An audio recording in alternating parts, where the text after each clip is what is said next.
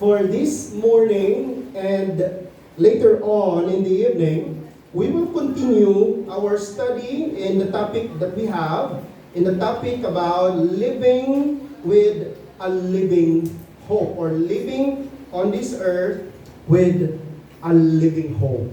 Now, ang goal natin, or the desire that we have when we are opening our Bibles in 1 Peter chapter 1. If you have your Bibles with you, I would like you to open it please in 1 Peter chapter 1. Meron tayo dyan sa ating mga church Bible. Mag-ask lang kayo ng tulong from some of our young people or some of our workers if you don't know what part it is. But the goal of this study is this, that we will be aware, we'll be conscious, or we will be reminded kung ano yung promise ng Panginoon sa atin na mga Christians. Because last time na magkasama tayo, I reminded you of the context or the background of the book of 1 Peter. And actually the 1 Peter and the book of 2 Peter. Yung background is that yung mga Christians, yung mga tao dito, yung mga nanampalataya sa Panginoon, they are persecuted. To the point that they lost their homes, they lost their families, some of their families have persecuted them. Some of their families have even brought them to the authorities. Pinakulong sila, some of them have died, some of them have lost their jobs. So what Paul, and what Peter was trying to give to them is not really an instruction, but what Peter wanted to give them here is a reminder of our hope. A reminder of who we are and what we have in the Lord Jesus Christ. Now last time, I gave an emphasis on the value of hope. Gaano nga ba ka-importante yung pag-asa o kung meron tayong hope or pag-asa sa ating buhay. Now this Sunday, I would like us to read again as we continue. We will be looking at the second part, which is, we'll be studying this Sunday about the security of our living hope. And then later on this evening, we will be looking at the strength, nagbibigay lakas. What is the reason, ano yung mga truth na ating pag-aaralan regarding this living hope, if natanggap pa talaga natin ito, or it is something that only be given to the people who would really done more things for God. So tonight, we'll be looking at that. But this morning, we will be reading first yung ating verse, which is from verse number 3, going to verse number 5. And can I request you to please stand? Basahin ko lang ito, nandyan sa ating screen. And just follow me with your eyes and with your ears as we will be reading this together. Okay, I will read this, you follow me with your eyes and ears. The Word of God will tell us, "Blessed be the God and the Father of our Lord Jesus Christ. According to His great mercy, He has caused us to be born again to a living hope through the resurrection of Jesus Christ from the dead." Can you read verse number 4? To inheritance and perpetual and undefiled and defeated not All together, verse number 5, begin.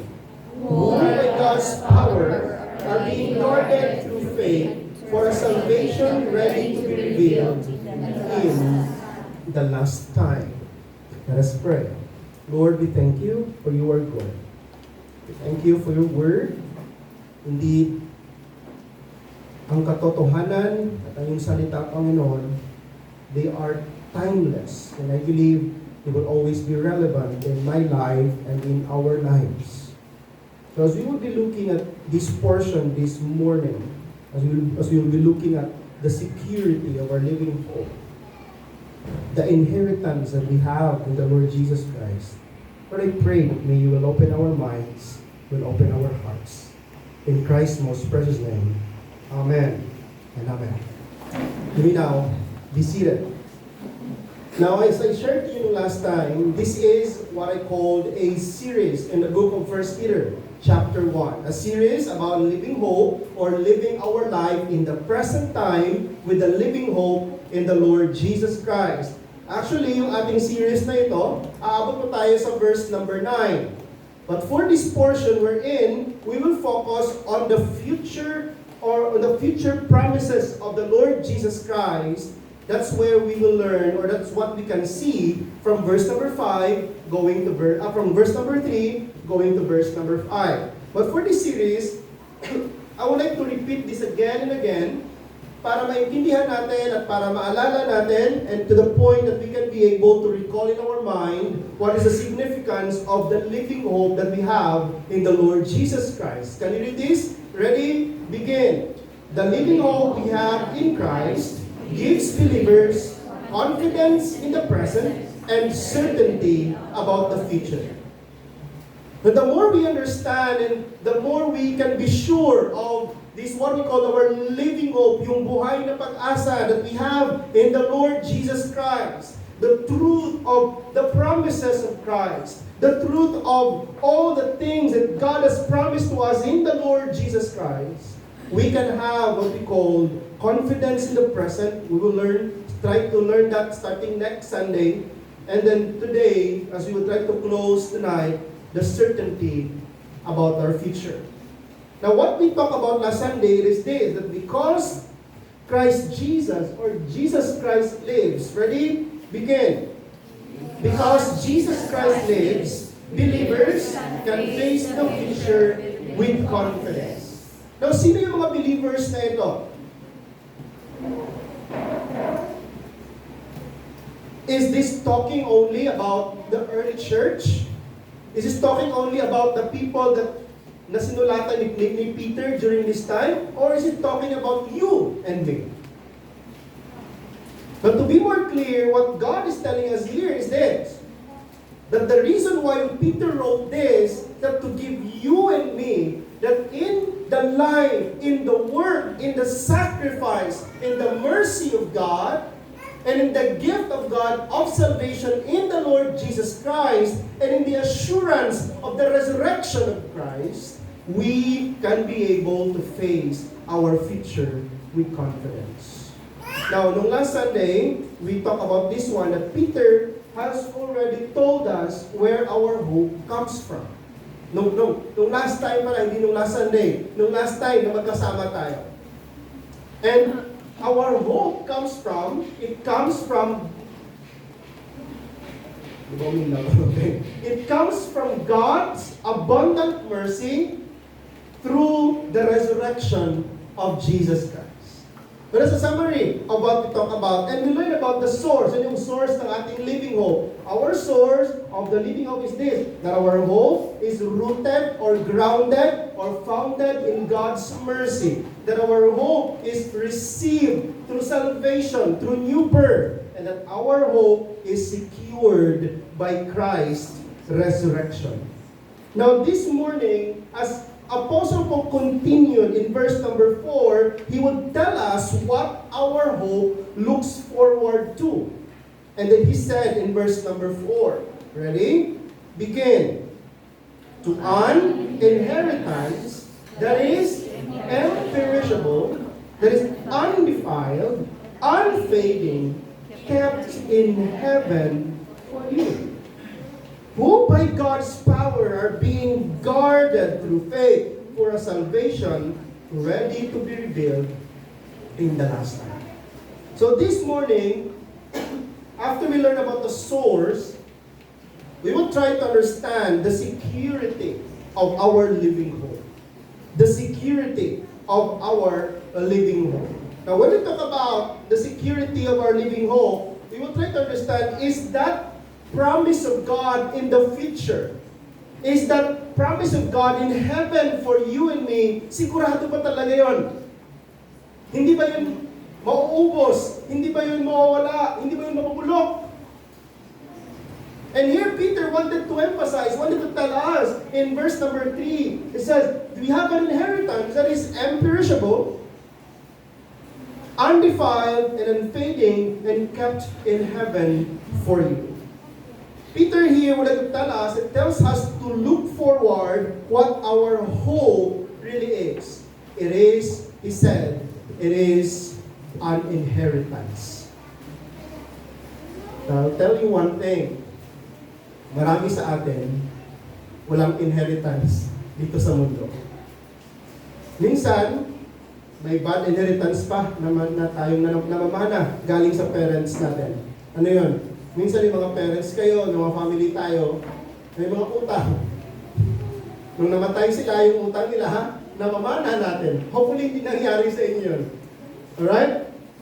But here comes the Bible telling us na isa sa mga gustong ipa-remind niyo po ni Peter at ang salita ng Panginoon sa atin is this, that the moment, or because we are in the Lord Jesus Christ, and because we have this assurance, it is this, because we have received the Lord Jesus Christ in our life, we have this what we call an inheritance, mana. Alright? But let's try to understand, what is an inheritance? Can you read that one? I think it is, naintindihan niyo naman siguro kung ano yung inheritance, pero basahin lang natin yung meaning dito. Ready? Begin. An inheritance is something a child receives, not because he earned it, but because he belongs to the family. Tama? Alam ko sa atin, meron sa atin dito, mahilig manood ng mga short drama, AI-generated na short drama. Sino mahilig na gano'n? Yung mga title, he's a hidden millionaire. Gano'n, di ba? He's a son of a CEO. Gano'n drama sa Facebook. And many of us, like, wow, parang ganda nun. Parang like, bigla lang yung buhay ko galing sa hirap, galing sa ganito, minsan nila, oh, ang dami ko ng pera. Many of us aspire, and whether you agree with me or not, there's a part of us who desires what we call yung, hindi naman na yaman, right? But we will like upgrade ng buhay. Right? That God really, in the Bible, ito yung promise ng Panginoon sa atin. God knew that our life on earth will be filled with tribulations. Ano sinabi ni Jesus Christ? If you follow me, do not expect that your life will be easy. Because the right path towards heaven, the right path towards the Lord Jesus Christ is a narrow path. Ibig sabihin, mahirap. Ibig sabihin, it's not an easy road. It is something that would require from me and from you to sacrifice something just to be able to continue walking that path. But the end of it, as what the Word of God will tell us, God promises something. God promises us hope in the future, and that hope is said, it is an inheritance. I like to emphasize this, that this inheritance, it might not be gold. Okay? Hindi ba, baka hindi ito pera, hindi ito lupa, or hindi ito bahay. This is an inheritance that only God can give. And that someday, when this inheritance, when we receive it, when we would see this inheritance someday, I'll tell you, nothing on earth can be compared to this inheritance. And this inheritance, sinabi ng salita ng Panginoon, we enjoy this, we experience this. It's not because we work for it. It's not because we deserve it. But because we heard about the mercy of God, we believed on the Lord Jesus Christ, we received the salvation, and then after we receive the salvation, we have what we call the security of this inheritance. Now, talking about inheritance, there was a particular verse in the book of Romans chapter 8, verse 7. Parang ayaw mag-next. Ay, okay. Ayan. Binumundo ako. Okay. Verse 17 of Romans chapter 8. Ready? Begin. And if children, then heirs. Heirs of God, and joint heirs with Christ. If so be that we suffer with Him, that we may also glorify together.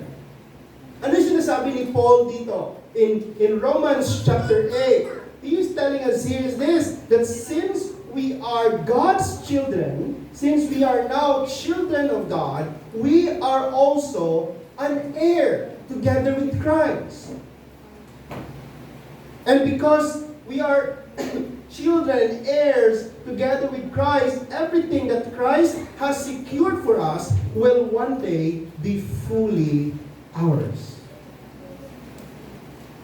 Alam po ninyo, in a study about heaven, many of us, baka lumago tayo, we grow up with thinking, pagdating ko sa langit, yung gawin ko lang dun, Pastor Pat, kakanta lang ako. Maybe some of you are thinking it like that.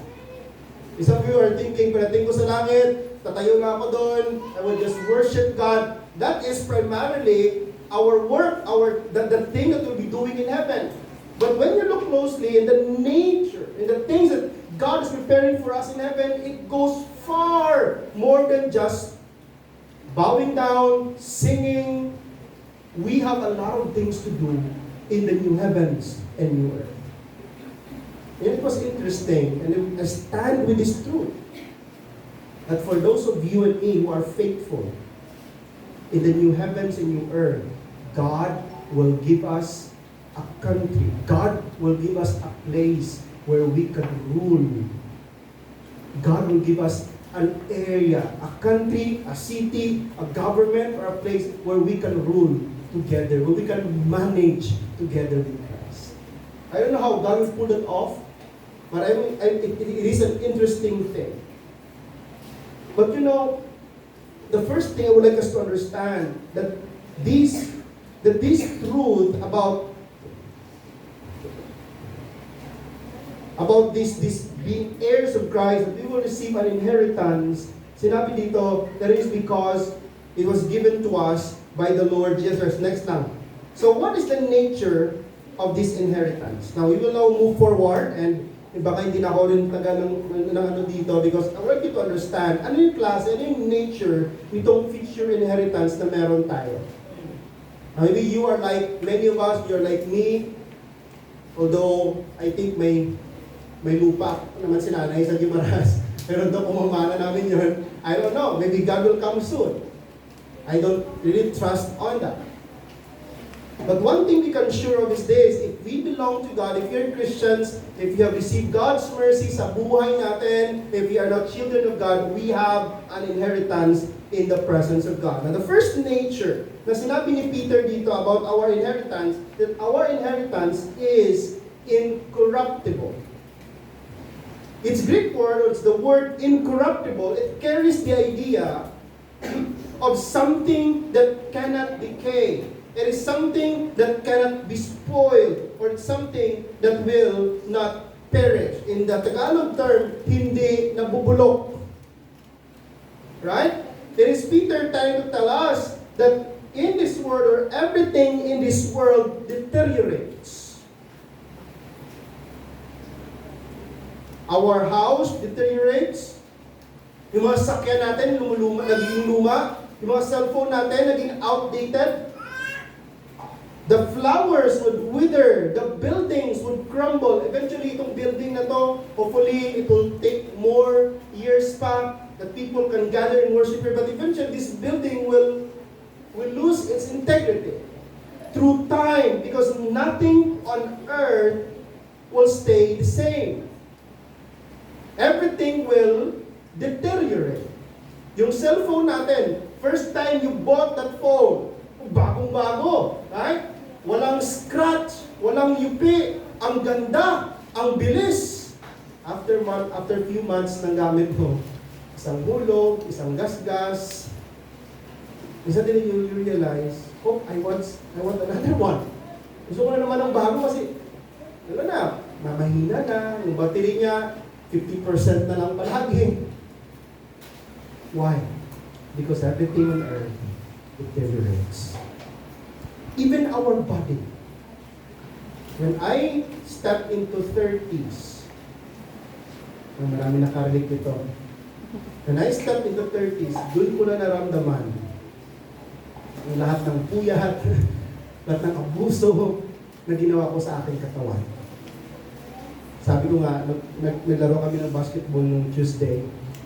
Sabi ko dati, nung high school pa ako, nung early years pa ng naglaro pa ako ng basketball, 5 games, kaya pa. Binunggihan na batawa kasi ito kaya mo to hanggang ngayon siguro. Ako 5 games, kaya pa yan. Kahit sa init, I can do it before. Pero ngayon, isang game na lang. Halfway through, nagpasab ako. Sabi ko, sab na, hindi ko na kaya. Nakapagod. You know, our body deteriorates. But here's a beautiful thing. Peter reminds us that you may lose your earthly possessions. Everything you own on earth will deteriorate. They will perish. Baka masira na, baka mawala na. But you know, you can never lose your heavenly inheritance. You could never lose something that God has prepared for you. You could never lose that inheritance, yung yaman, yung mana, that inheritance that God has prepared for us. That's why in the book of Matthew chapter 6, in verse 19 to 20, here we have been reminded by the Lord Jesus Christ to lay up your what? Lay up for yourself treasures in what? In heaven. Not on earth. In heaven. Why? Because in earth, the moth and the rust will corrupt your treasures. Merong mga relo na worth millions. Merong mga laptop na nag-worth mga $500,000 na mga laptop, mga high-end na pinapalo pa si Dino Cornell. Baka kung kilala niyo yun siya sa YouTube. There are clothes, the luxury ones, may nakita ako sa Facebook, yung kanyang pantalon, ano to kung anong klaseng pantalon yun, parang normal lang naman siya na maong, tapos may mga, parang may XX, may cross-cross na, 400,000! Sabi ko, pambihira. Bibili ka ng maong 400,000? But for them, there is something as an investment. It's a treasure. But what the Word of God will tell us, treasures on earth will deteriorate. And Peter and the Lord Jesus Christ wanted to encourage us, wanted to help us and to remind us if there's something that we can invest in, there's something that we can look forward to. We need to invest. We need to lay treasures. We need to build treasures. We need to invest treasures, not on earth, but treasures in heaven. Treasures where deterioration cannot come. Treasures where rust cannot come. Where being corruptible cannot, it will not decay, it will not spoil, or it will not perish. You know, the safest investment, ready? Begin. The safest investment is not on earth. It is in heaven. Kaya nga I'm thankful for, I would like to continue to encourage for those of you who are involved in the heavenly investments. I'm not talking about magbigay ng pera lang for the ministry. But as part of it, I will not deny that one, because the ministry as well needed the financial support that we have and that we're giving for the missions, for the ministry. But what I'm talking more is the things that we do, the things that we involve with, the things that we involve in doing for God. The souls, the lives, the children, the people that we minister to, the people that we disciple, the people that we share the gospel to. Those are investments in heaven. You know, there are times before that I could not understand, Tatay, Pastor Angelo, why would you spend thousands of pesos? Why would you spend thousands of money just to feed people, just to go to missions, just to go to the islands? Pwede naman yan, bili natin yan ng ganito, bili natin ng ganyan. Why would you spend? Because, Pastor Angelo, because we now understand that earthly investment is not the best there is. And the Word of God, as timeless truth, would remind us that the greatest investment we have and the greatest investment we could do is an investment that is focused, that is investing where? In heaven. An investment, an inheritance that cannot be, that cannot decay, that cannot spoil, an inheritance that cannot perish. The second thing that would describe the nature of this inheritance, sinabi dito that our inheritance is not only incorruptible, but our inheritance in heaven is called, our inheritance is described as undefiled. Undefiled. And Peter continues that by saying not only that our inheritance is incorruptible, but he's also saying that our inheritance is undefiled. It means to be completely pure, that nothing sinful has ever touched it. It is something that God has prepared. It is something that is pure. And to be honest with you, I could not really completely picture ano kayang bagay ito. Isang bagay that is untainted. Isang bagay that is not affected by sin. Something that God has prepared for me that is not affected by all the wickedness. Everything on earth is affected by sin. Everything on earth is affected by sin.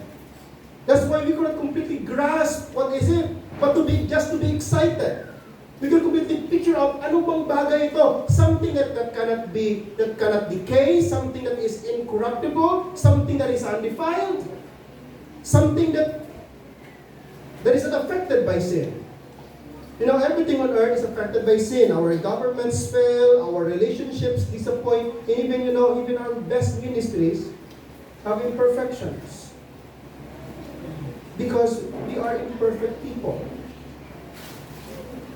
But when you look upon this inheritance that God is preparing for you and for me, the one that we are looking forward in the future, it is an inheritance that is not affected by sin. That is undefiled. That is pure. Next slide, please.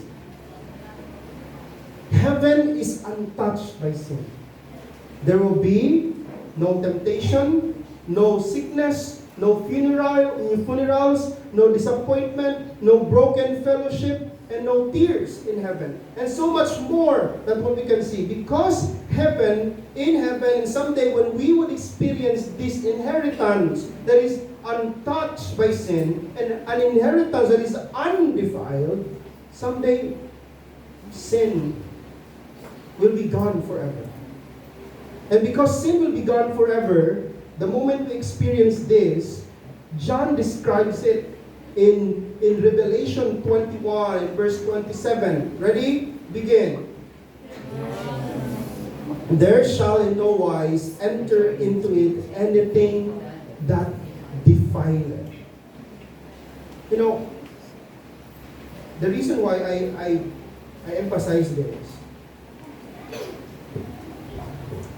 is because when you observe meron tayo ngayon dito sa mundo, dito sa Boracay, even in our lives.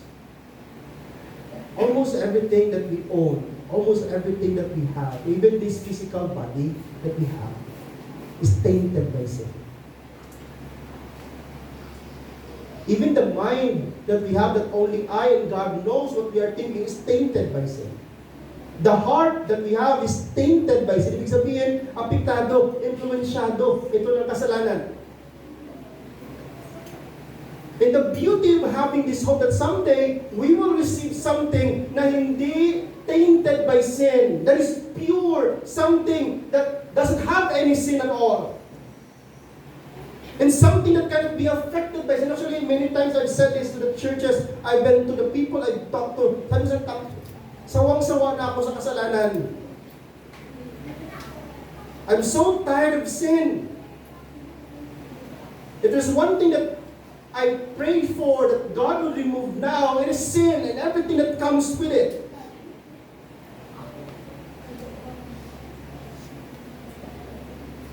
Our poverty, our pain, our struggles, our temptations, everything that we have done that doesn't honor the Lord, everything that gives us struggles and pains in this life, it is often, many times, it is because of sin.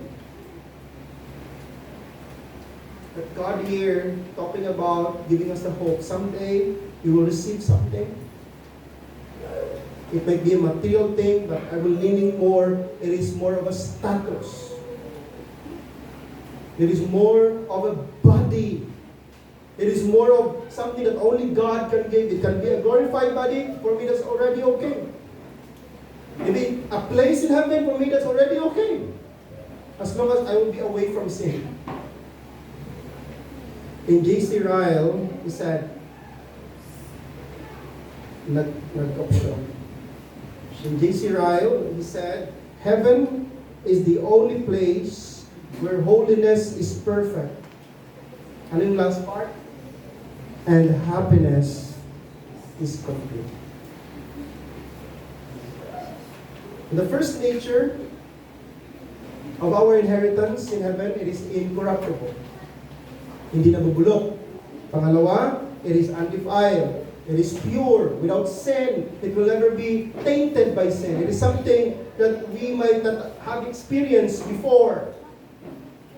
Third thing natin ma-learn about our inheritance is this. Our inheritance, described by Peter, it is unfading. Hindi umuupas. Now, if we would think, if we would refer this inheritance to a material thing that God would give us someday, how wonderful that would be. Just to give you a little bit of an example, when the things that fades away, flowers bloom, right? Yan. Ay, gumaling ka. Flowers bloom beautifully. Hindi ko alam kung sino sa atin dito yung appreciative sa mga bulak. Ano ba to? Fresh flowers ba? Parang hindi, no? Hindi. Meron tayong dito last time yung bango-bango, no? Fresh flowers. Ba't wala na sila ngayon? Saan na yung mga bulaklak na yun? Wala na. Right? Nabulok na. Nag-fade na. Because that's the nature of earthly things. It fades, it withers. But our inheritance someday, our inheritance that God has promised to us, in heaven, it could be an inheritance called heaven, it could be an inheritance about glorified body, it could be a material things. But heaven will never lose its beauty. A glorified body will never get tired. Hindi kukupas.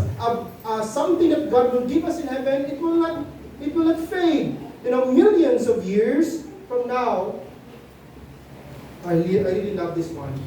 Millions of years from now, the joy of being with Christ will never diminish. You will never wake up in heaven. Kung matulog ka man, I think pwede naman sino tayo matulog sa langit, no? Kahit hindi tayo inaantok, I think it's okay to sleep. It's okay to eat. It's okay to drink. It's okay to play. It's okay to work. Without sin. Right? Wala nang gutom, wala nang pagod. But you can eat. May prutas sa langit. Okay? Para bilhin mo lang karne. So, karninta tayo ngayon dito.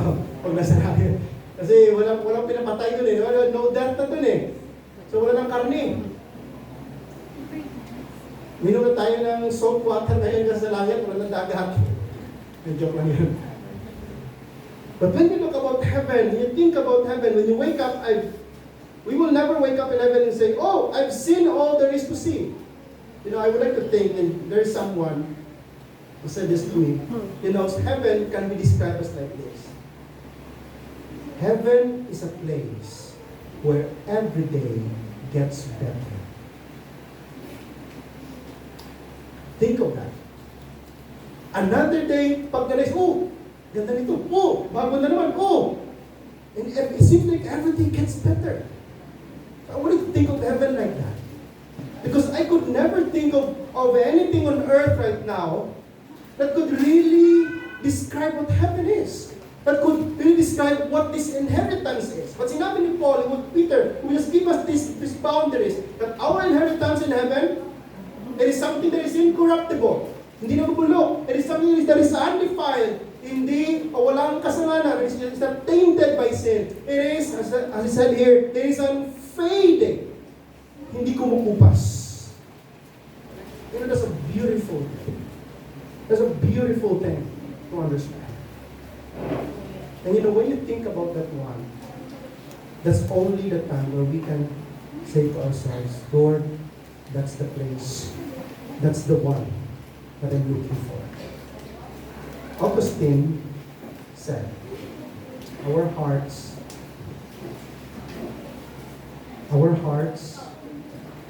are restless. It will never stop working.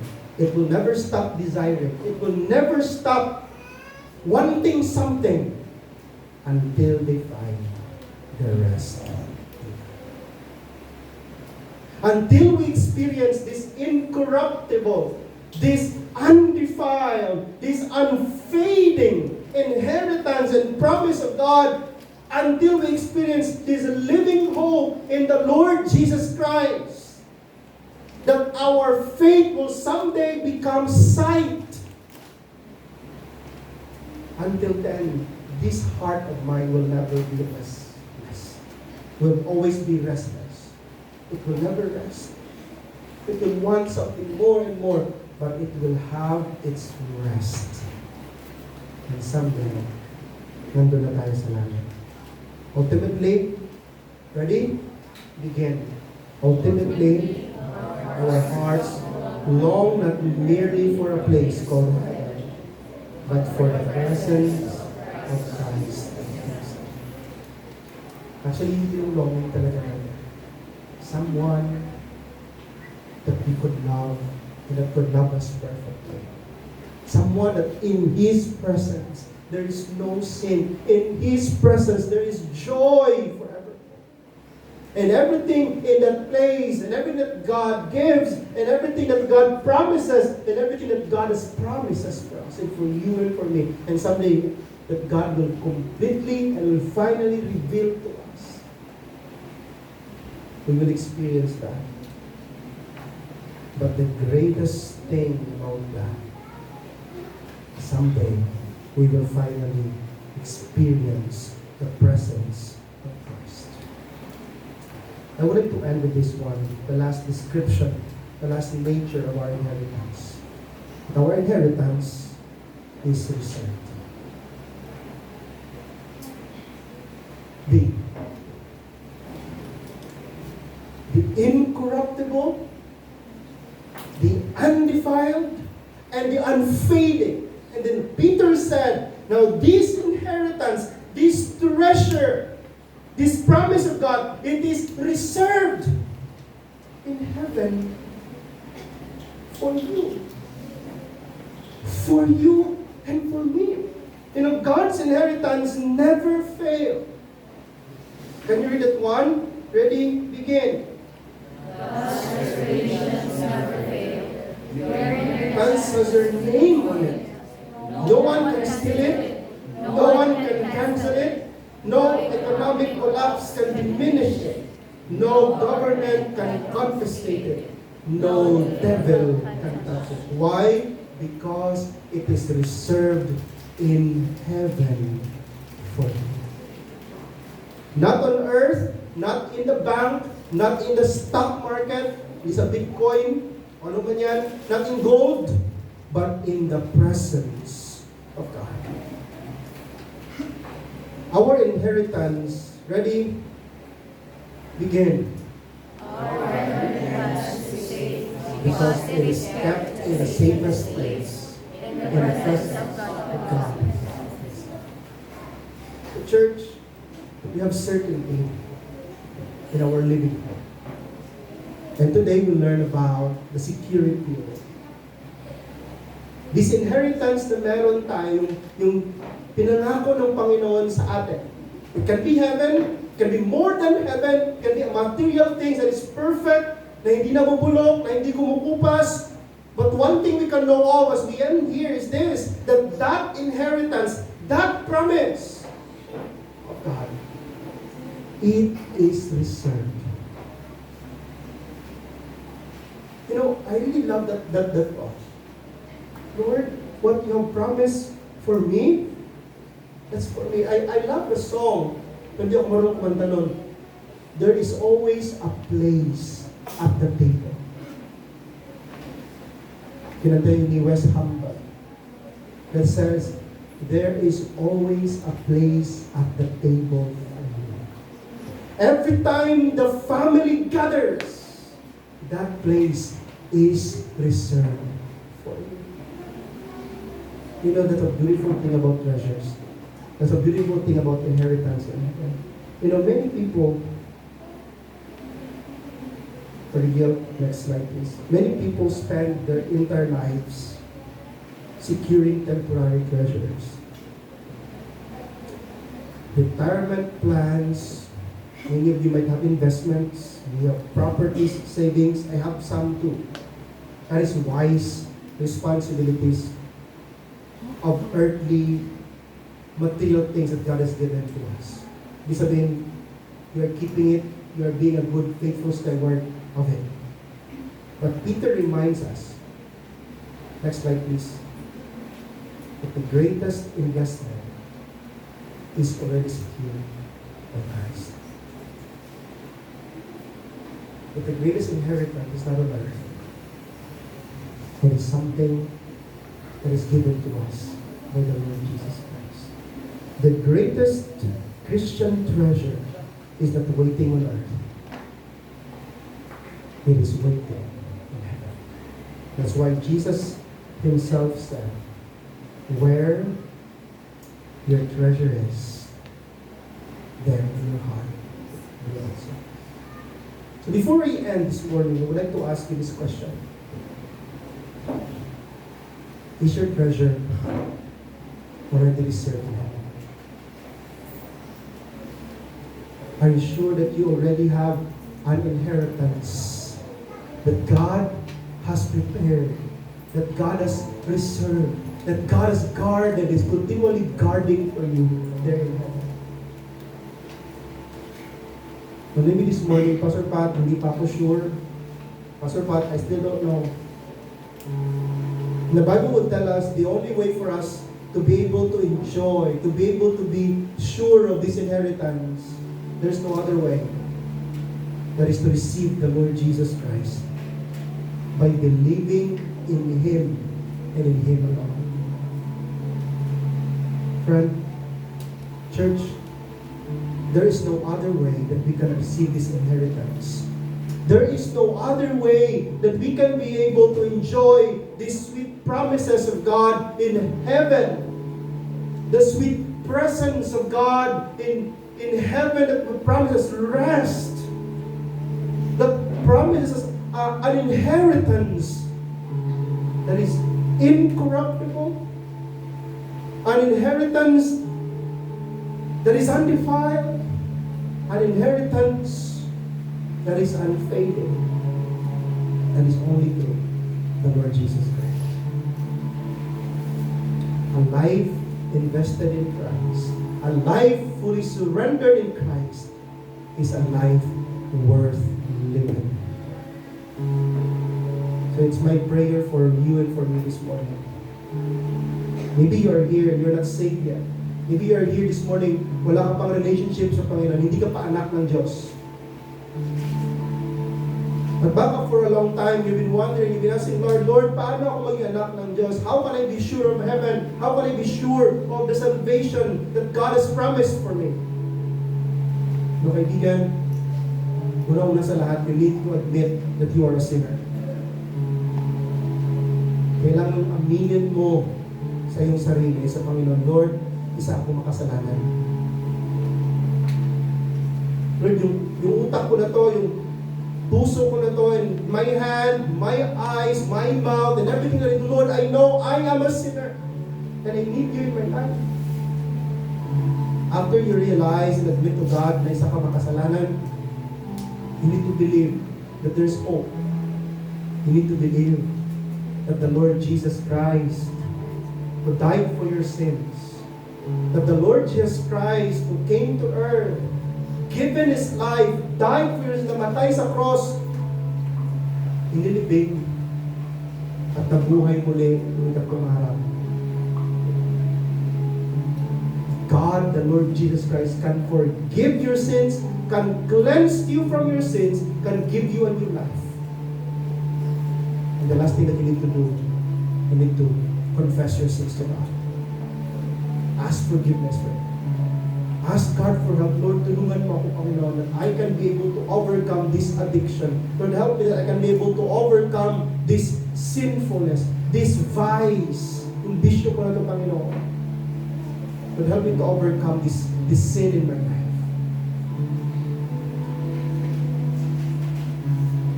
If you're here this morning, can I ask you to please bow your head? Can you all please bow your heads?